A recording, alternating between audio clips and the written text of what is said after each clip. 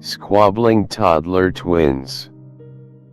Do your twins squabble and fight, or do they generally play well together?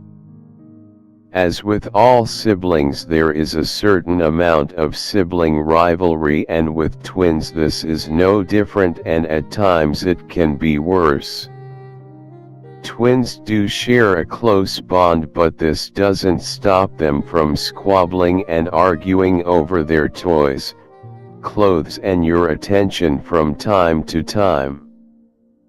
You may find their competitiveness is greater if they are twins of the same sex opposed to boy or girl twins. It is likely that two boys or two girls will want very similar toys to play with and are likely to compete over similar things. Twins are at the same developmental stage, which can also cause more squabbling as they are learning their life lessons and boundaries at the very same time. It is extremely important that parents of twins, grandparents of twins, and anyone else caring for your twins have the same rules so your twins do not become confused. If you are consistent with your rules, your twins will learn them that much faster. Set limits and boundaries and limit their choices. Too many choices can cause confusion and often more trouble and squabbling than is necessary, so don't ask them to make too many decisions that they are just simply not capable of making. If you want to encourage them to make choices, keep them very simple. For example, do you want to wear the spotty dress or the striped dress? If your twins are prone to wanting exactly the same thing and will fight over the same dress, then do not give them the choice and leave those decisions for another stage. Twins will fight over the same toy, particularly, as I have said before, if they are two of the same sex. There is no point buying one toy and expecting your twins to share it nicely. It's not going to happen. At the same time, you don't want to buy two of everything the same. Slight variations on toys in the form of color or activity can save some of the squabbling, and you can encourage them to swap over. Likewise, if there are too many toys around, they will become overwhelmed and will ultimately play with nothing.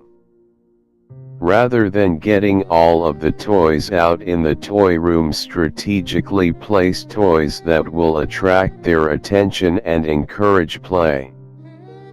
If your twins are tired or hungry, then the squabbling can become worse.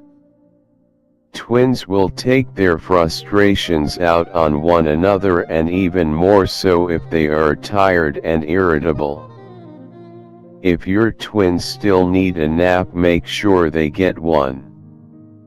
My own experiences with twins. I have girl or boy fraternal twins aged 7 and identical twin girls aged 2. We are currently going through the learn to share stage with the girls, and just as one twin lashes out at the other for stealing her dolly, I find myself thinking back to life with the fraternal twins at the same age. I know we are good at forgetting the bad times and remembering the good times, but I honestly do not recall my boy/girl twins displaying the same level of squabbling and hurting one another that the identical girls do. Our fraternal twins were typical toddlers, and our identical twin girls are not in need of a visit from super nanny or anything like that, but there is a difference in their behavior. I think the difference is largely due to the difference in the types of twins. there is more natural competition with the identical girls, and this is not because we treat them as the same person. We do everything we can to help their individuality, but they do seem to want to compete over the same things. Another difference I have noticed with raising our two different sets of twins is the different needs for naps and how fractious the girls become if they don't get their sleep.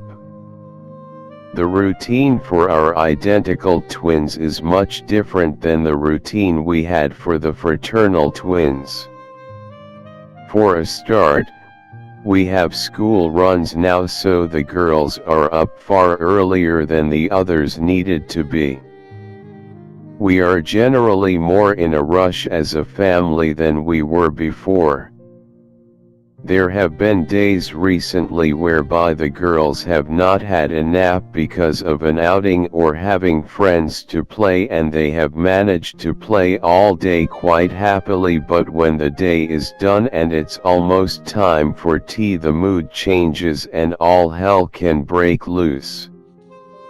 They do take their frustrations out on one another, especially when they are tired. When we are in this state, it makes it very difficult for me to even prepare the dinner. We rely on the bigger twins to comfort a smaller twin, each in a restful setting in front of the TV, in order that dinner can be prepared. This brings me to the next thing that seems to trigger the squabbling: food. It is quite amusing to watch them at the dinner table. Twin A will steal something from Twin B's plate, yet think she has got away with it, and then a few minutes later, completely out of the blue, Twin B will get her own back by retaliating in another way. It could be by taking her sister's cutlery away, or by just bopping her on the head with her fork. Of course, Twin A has forgotten that she stole her sister's food and is upset by Twin B's revenge. Now we have upset and chaos at the table. Our solution starting this evening is to separate their seating places until they are able to manage themselves a little better at the table. Similar episodes of nonsense, as we like to call it, happen over sharing toys and books, especially if it is something new. We learned with our first set of twins that you can't give one without the other, although we do try and buy two of different colors or type. If Twin A is playing nicely and Twin B decides to steal, there is uproar. Often Twin A will retaliate with a hit or with a bite. Obviously, the twin who has administered the bite will be told firmly no, and we use the naughty step and she has to apologize, but it's frustrating because we know and she knows that she has done it purely out of retaliation to the wrong that her twin has done to her. Often they don't want to apologize to one another. If we are all playing together, then I will only get one type of toy out at a time, such as the farm set, and when they have lost interest in that toy, we tidy it away and get another out. I hope that this helps in teaching them to play nicely with more than one person, and the importance of sharing and the responsibility of looking after their possessions. We have issues such as going first. They nearly always both want to go first, and you have to find a fair way of choosing. At 2, they don't always remember who went first the last time. Many of the techniques we adopt are all about keeping the peace.